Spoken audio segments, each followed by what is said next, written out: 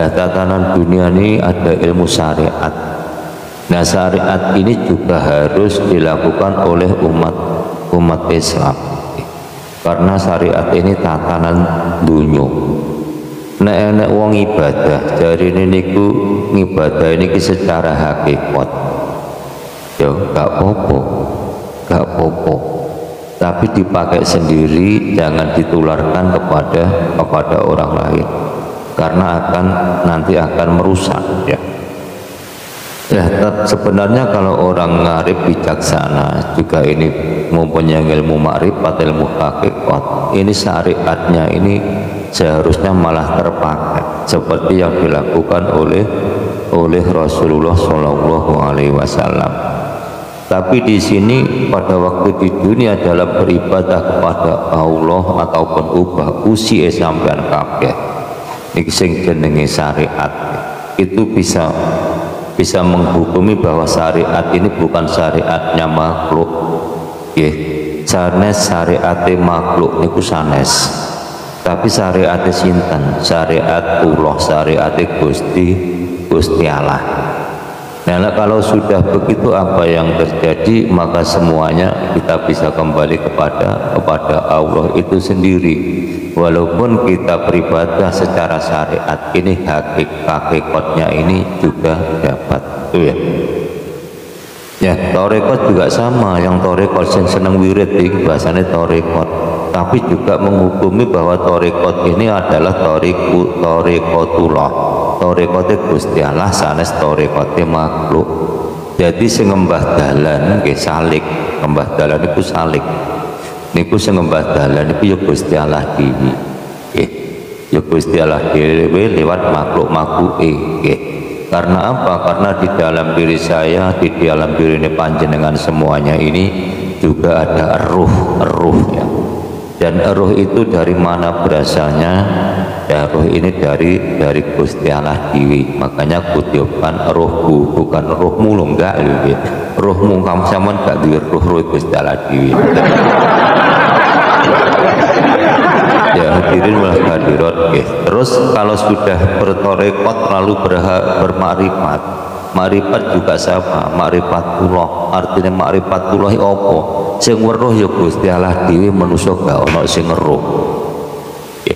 Gusti Allah dhewe sing weruh niku Gusti Allah dhewe, manusia ini tidak ada yang tahu. Kenapa saya bilang gini, ya? Karena yang tahu ini sebenarnya bukan mata kamu, yang melihat bukan mata kamu, yang mendengar bukan telinga kamu, yang mencium bukan hidung kamu, yang merasakan bukan lidah kamu, yang berjalan bukan kaki kamu, yang memegang juga bukan tangan kamu. Akan tetapi siapa yang memegang, yang melihat, yang mendengar, yang mencium, yang apapun ini adalah hidup yang ada di dalam diri ini sampean. Sehingga mata ini cuma alat untuk melihat, kuping, telinga gitu. Dan telinga ini cuma alat untuk mendengar. Yang mendengar sebenarnya itu adalah hidup yang menghidupi seluruh ini. Karena Gusti Allah ini sifatnya mukitum, meliputi semua jasad sampean, mbuh kuwi tangan, mbuh kuwi kaki, mbuh kuwi paha, mbuh kuwi manuke sampean apa partine sampean sing wedok, entah kuwi apa nggih mripate sampean, rambut sampean kabeh niku diliputi urip, diliputi Gusti Allah. Nek Allah niku kan basa Arab nggih, nek basa Jawa niku urip, basa Indonesia itu hidup. Nek basane wong Hindu Buddha yang widiwasa ngoten niku sami mawon nggih. Niku namung beda jeneng nggih. Hadirin wal hadirat nggih. Nah, setelah menginjak ke ilmu makrifat, sing ngerti makrifat ngerti, sing ngerti ya Gusti Allah dhewe. Makanya sampean jangan heran ketika ada orang bercerita ini entah benar atau entah salah, dia ceritanya ini bohong atau jujur. Ya, ini menceritakan tentang dunia roh, dunia orang yang sudah meninggal bisa bercerita, bahkan banyak yang bisa berinteraksi dengan mereka. Ya, ini karena apa? Karena yaitu tahu menghukumi bahwa dirinya makhluknya ini tidak bisa apa-apa. Kawulo iku gak iso apa-apa. Nek wong nandur padi, orang yang menanam padi nggih. setelah padi ini dipanen, kawulnya ini kan dibuang. Kawul itu batangnya itu kan dibuang. Kalau sekarang mungkin difungsikan untuk makan ternak, tapi istilahnya itu dibuang. Terus yang diamankan yang mana? Ya gabahnya atau biji berasnya itu juga sama. Ketika kita mampu menghukumi bahwa diri kita ini adalah mayit, gak iso opo-opo oleh mayit ini, tetapi hidup di dalam ini semuanya, ini yang bisa apapun dan memiliki apapun, sehingga bisa berinteraksi dengan rohnya orang yang sudah meninggal. Ini wajar, walaupun di Quran ini sudah dibatasi kulir ruhu min amri robbi, setiap roh kui mong urusane Tuhan, kan ngoten nggih. Makanya juga banyak yang membantah, gak mungkin ada manusia bisa berbicara sama ruh yang sudah meninggal, itu gak mungkin. Iya, ini benar, mereka juga gak salah. Maksudnya ini manusia ini makhluk ya, berbicara dengan ruh ini adalah Tuhan, itu sendiri gak mungkin. Akan tetapi kalau ruh berbicara dengan ruh berinteraksi dengan ruh, ini sangat mungkin. Sehingga apa? Sehingga ketika dulu ada Wali Songo, ini umurnya yang di beda masa, ternyata masih bisa berinteraksi, bahkan dikatakan, digambarkan di film itu musyawarah. Ini ya wajar ya, karena ruh sesama ruh ya, ini apa ya, ruh sesama ruh ini sama-sama bisa berinteraksi, bisa ngomong-ngomong, bisa anjang sana anjang sini ya. Nah ini saya mau bercerita dulu juga gini ya, saya diajak teman saya untuk berziarah makam wali yang ada di Banyuwangi. Ini yang alamatnya Banyuwangi mana? Ada enggak? Yang ada di Banyuwangi itu dekat dengan pantai agak utara kayak iya. Saya juga lupa kecamatannya mana ya. Saya diajak ke sana berempat ya, berempat maksudnya yang dewasa ini 4, saya, teman saya, terus sama teman saya yang ada di Banyuwangi sama istrinya, dan anaknya kecil-kecil itu 2. Saya diajak ke makam itu. Dan setelah saya mau masuk, ini ada gapuro ini apa regul, saya ngomongnya regul, ada gapuro gede yang ngarep. Nah setelah saya mau masuk, saya uluk salam, tapi uluk salam saya ini di dalam batin ya. Assalamualaikum, assalamualaikum ya waliyullah warahmatullahi wabarakatuh. Saya salamnya gitu, assalamualaikum ya waliyullah warahmatullahi wabarakatuh. Saya salamnya gitu. Tapi apa yang terjadi? Lah, ruhnya wali yang mau saya ziarahi ini ternyata keluar, juga bersalaman dengan saya. Ini walaupun salamannya ini secara batin ya, gak dengan dohir seperti ini, tapi kalau orang melihat dengan mata mungkin tangan saya yang memang yuk ini, tapi musuh salamannya itu yang gak ada ya, berjabat tangan. Nah setelah itu saya ngobrol-ngobrol sebentar, terus walinya ini pamit, Gus sampean lek dolan ning uyut dolano, tapi aku arep lunga. Ngoten ngomong nggih.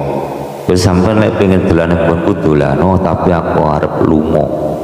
Kalau tak ngerti pergi kemana ya wali. Di kopi iki. Entek engko gaenah lek rene ndang rene oke gaenah. Bocah turut melayani tas ngebel.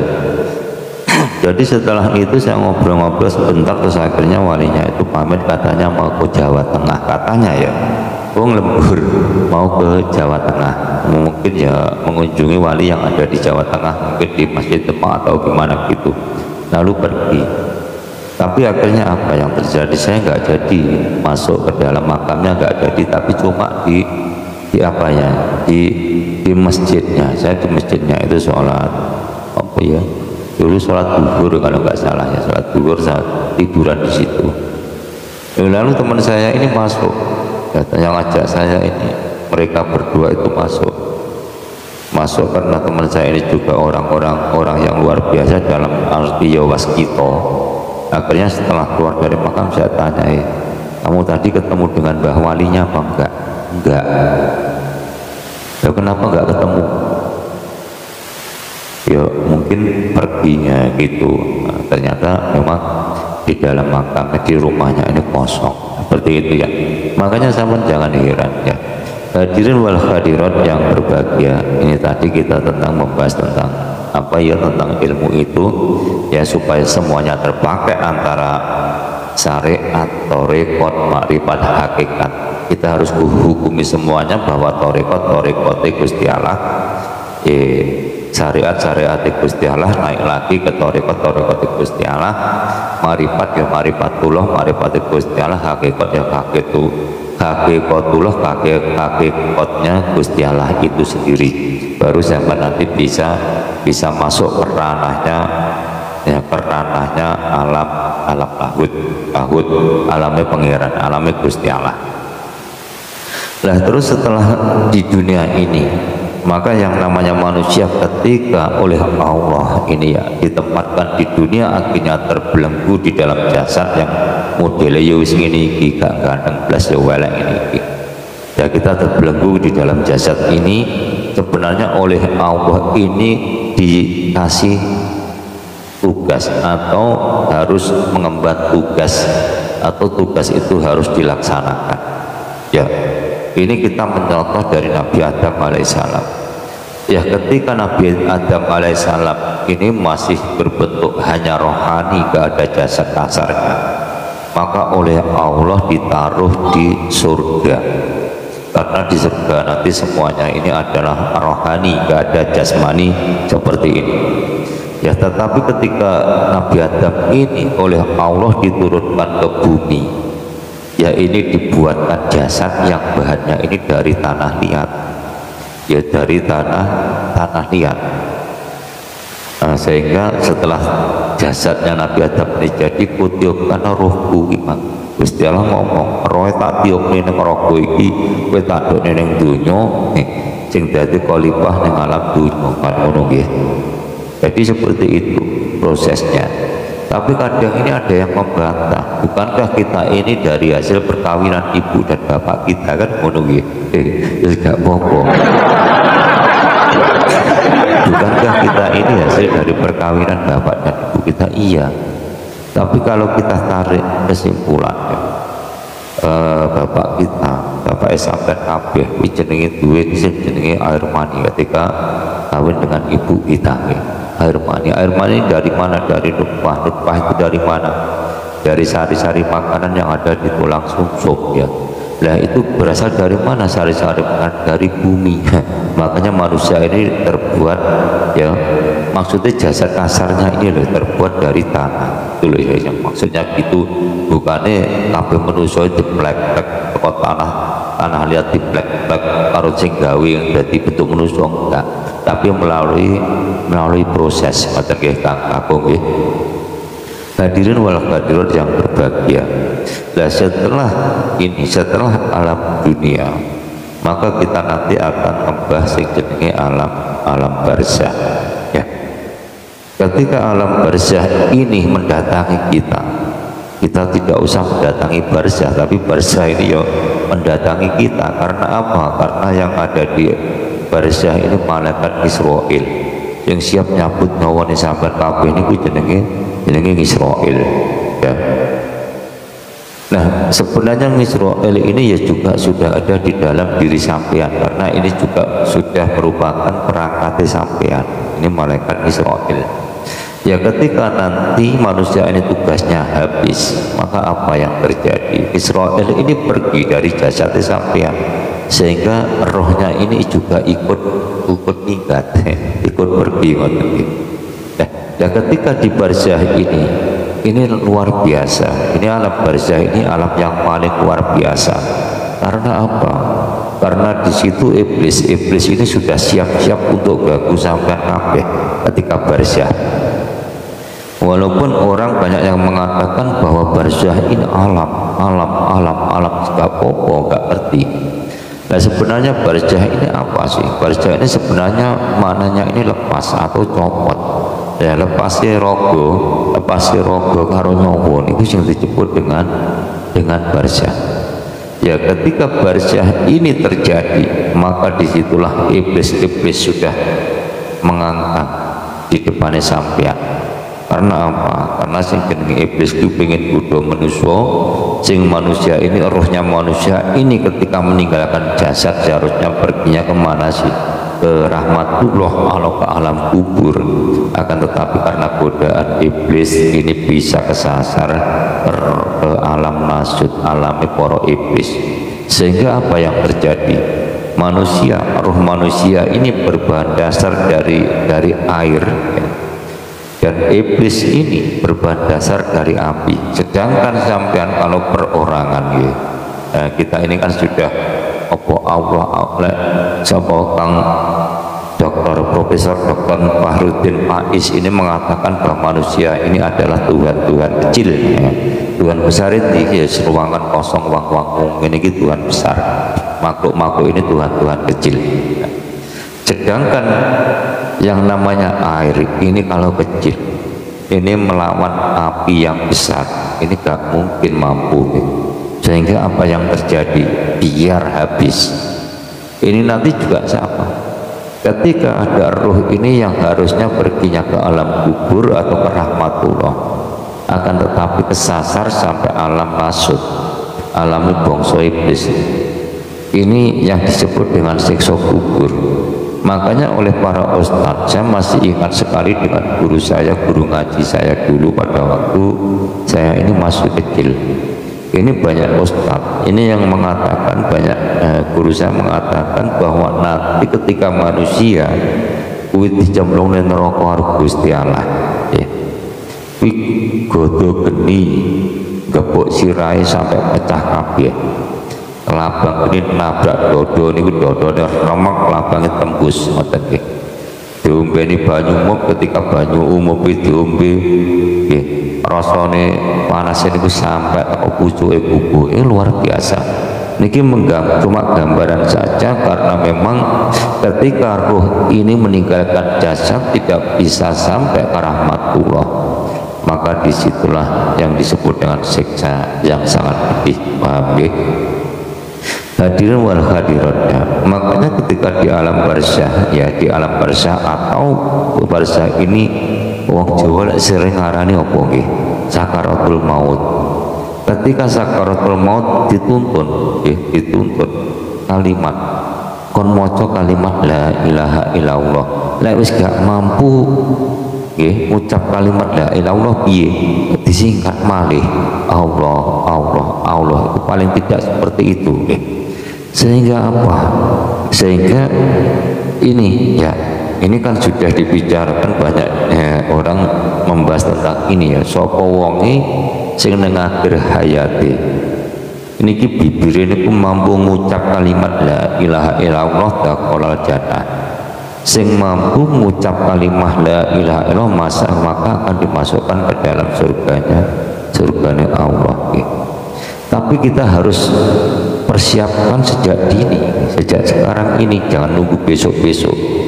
Tadi saya mendengar ini ada perdebatan antara Islam sama Kristen. Ada ibu-ibu ini lucu. Nek Gusti Allahmu, Gusti Allah wong Islam ini maha pengampun ya. Dan cara tobatnya, caranya untuk diampun itu mudah.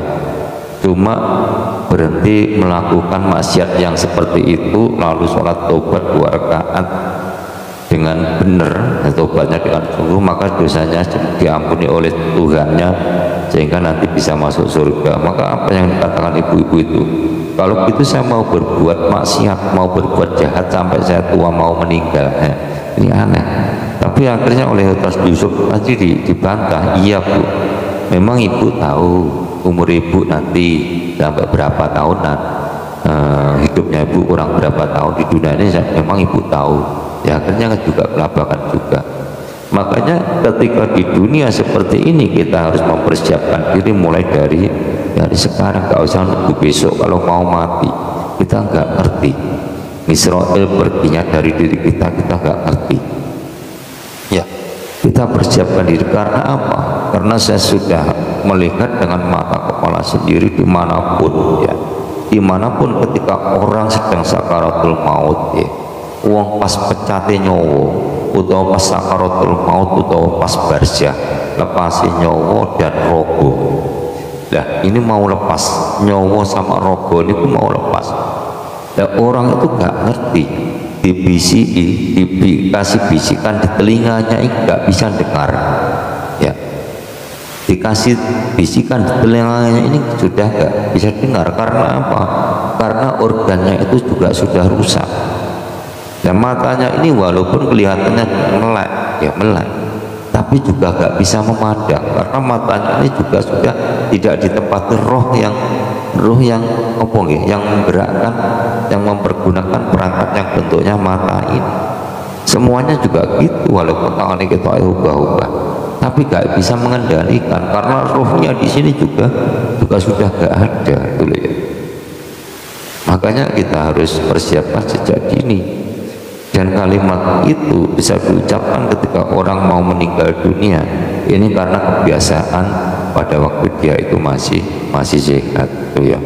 Lek biasanya uripe bendino itu cacok dah. Itu saya tak merui dengan mata kepala saya sendiri. Nanti ketika nyawanya lepas sing diomongane ya cacok dah padang dancuk Gusti Allah.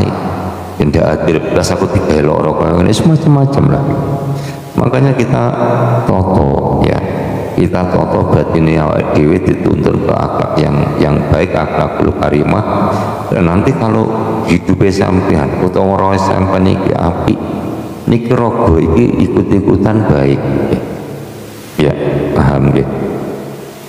Lah ini saya bisa cerita lagi ya, ketika kita di alam barzah ini bukan hanya cerita, tapi memang ya harus tak sampaikan masalahnya ilmu ya. Ketika di alam barzah ini ya, ini banyak iblis-iblis yang nyegati sampean itu biar sampean itu bisa kesasar ke alamnya iblis atau yang disebut dengan alam nasut itu tadi ya. Makanya manusia yang cerdas, manusia yang pintar juga cerdas, ini punya bekal, punya senjata untuk kalah nih jenenge iblis niku. Nah iblis itu kalau nggak dikalahkan maka apa? Kamu yang dikalahkan. Ketika kamu kalah perang, maka oleh musuh kamu maka kamu akan ditawan. Ini sama. Oke. Di Quran kan juga itu kan. Sing kalah perang ya ditawan. Gitu. Nah, ini ketika kita nanti dalam menghadapi barzah kita kalah perang sama iblis, maka kita juga ditawan iblis. Itu yang disebut dengan siksa kubur. Ya wis ngono kuwi. Sampeyan gak usah ngengkel. Ya, aku wis membuktikan itu bolak-balik. Nah, terus ketika manusia kuwi menang perang karo iblis, itu bisa melenggang ke alam kubur atau yang disebut dengan rahmatullah. Jadi disitulah nyamannya karu-karuan, nyamannya wis istimewa. Karena apa? Karena pada waktu di alam kubur yang tempatnya di rodoh bukan kubroh, ini sudah mendapatkan aliran ya, hembusan angin ya, hembusan angin dari surga, sehingga apa? Sehingga sangat nikmat sekali. Menanti kiamat ini cuma sebentar, seperti orang tertidur pulas mimpi indah. Akhirnya kiamat, setelah kiamat juga akan dimasukkan ke surga oleh Allah. Ini bagi mereka yang barzahnya ini bisa mengalahkan bangsa iblis. Dan untuk ini juga gak mengenal, gak kenal wong kuwi ngibadahi ning donya kuwi salate apik, posone apik, kaji, zakate niku ya peniku mboten mengenal niku nggih. Karena napa nggih? Kadang banyak orang beribadah kepada Allah, dia sholat inginnya ini mendapat pahala yang banyak, sehingga setiap sholat ini diusahakan untuk jamaah. Tapi apa yang diharapkan? Yang diharapkan adalah pahala itu 17 derajat. Nah, banyak orang melakukan puasa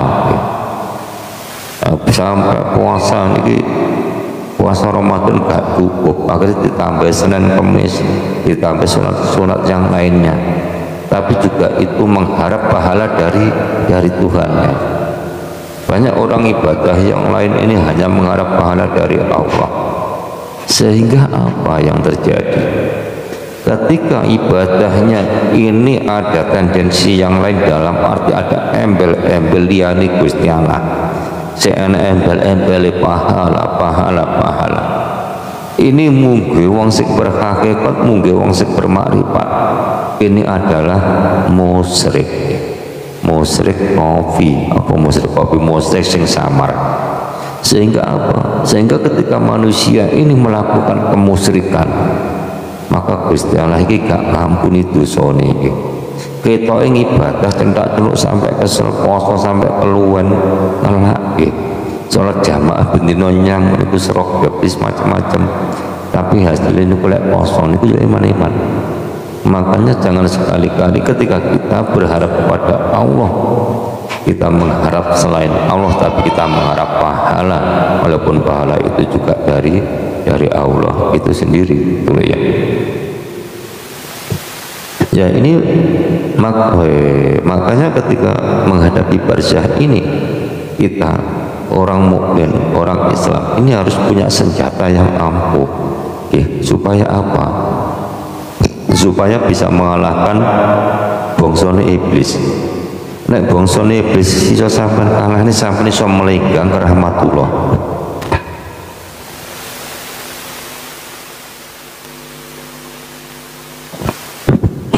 Ya, sampean bisa melenggang ke rahmatullah. Disitulah tempat yang enak. Karena apa? Karena rahmatullah, bisa bertemu dengan Allah ini merupakan kenikmatan yang tiada bandingnya sama sekali. Makanya apa? Ada yang lebih istimewa daripada surga, yaitu apa? Yaitu ketika bertemu dengan, bisa bersama dengan sang pemilik surga. Ini luar biasa, gitu. Hadirin wal hadirat yang berbahagia, ya silahkan yang mau tanya-tanya tentang alam barzah, dan saya minta ajari tentang dalam menghadapi barzah. Nah, sebenarnya dari wali di tanah Jawa ada Sunan Kalijogo, ini sudah mengajarkan tentang 3 ilmu yang sangat luar biasa untuk menghadapi barzah, supaya nanti selamat bisa pulang ke rahmatullah, ya. Yang disebut dengan ilmu kembang telon. Kembang telon ini telu, ini telon, ya. Ini kembang telon, ini bukan kembang telon yang dibawa orang-orang ke makam, itu enggak, itu cuma hiasan saja, hiasan mawon. Nah, yang sebenarnya kembang telon ini bukan itu. Akan tetapi apa kembang telon itu? Kembang telon ini ada 3. Yang pertama adalah iman tauhid. Iman tauhid yang pertama, sama harus beriman juga bertauhid. Yang kedua adalah iman makrifat billah. Iman makrifat billah piye? Tak terang nesok. Yang ketiga adalah iman bakok atau iman kamil mukamil. Imannya sing sempurna. Itu baru bisa mengalahkan iblis, dan Anda nanti bisa melenggang sampai alam kubur di situ dengan bertemu dengan Allah, dengan penciptaan sampean.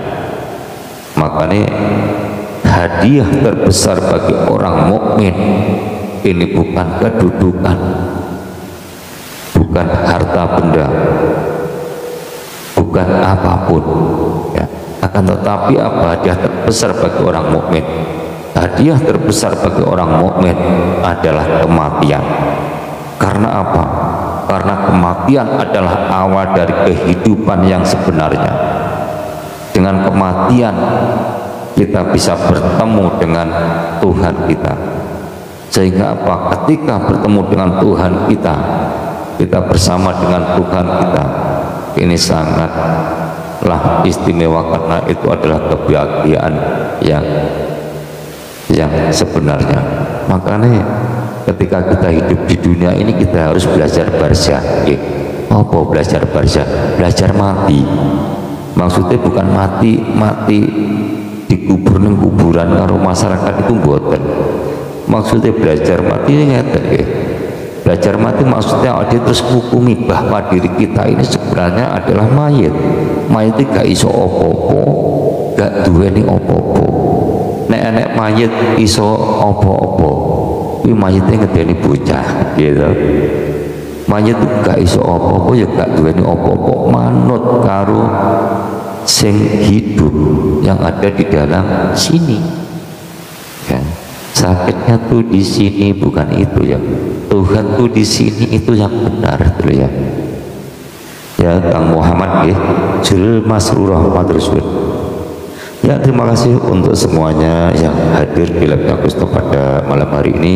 Saya kira untuk pada malam hari ini kita akhiri sekian, karena saya mau ada acara ngaji sama teman-teman, ngaji tenang bukan ngaji apa gitu, bukan ngaji apa gitu nih, bukan ngaji online enggak, tapi langsung bertatap muka sama teman-teman ya.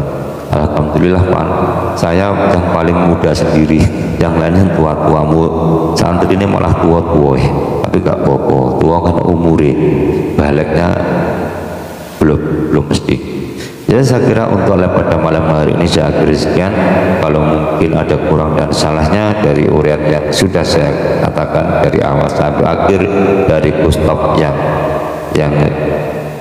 apa ya, yang banyak kekurangan ini, hanya bisa minta maaf yang sebesar-besarnya kepada kalian semuanya ya. Saya akhiri sekian, wallahu a'lam bishawab. Assalamualaikum warahmatullahi wabarakatuh.